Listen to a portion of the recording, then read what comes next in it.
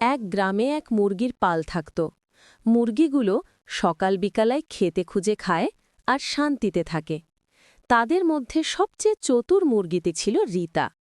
একদিন গ্রামের পাশের জঙ্গলে শিয়ালটা ঘুরছিল। সে খুবই ক্ষুধার্ত ছিল। শিয়ালটি মুরগের কুড়েঘরের দিকে চুপচাপ এগিয়ে এলো। সে ভেবেছিল, আজকে আমি মুরগি ধরব, খুব সহজ। কিন্তু রিতা বুঝতে পারল শিয়াল আসছে। রিতা চুপচাপ অন্য মুরগিদের ডাকল, সবাই দ্রুত হাঁসের ঘরের দিকে চলে যাও, শিয়াল এসেছে। শিয়ালটি কুড়েঘরের সামনে পৌঁছাল। সে বলল, মুরগি, আজকে আমি তোমাদের সঙ্গে বন্ধু হতে চাই।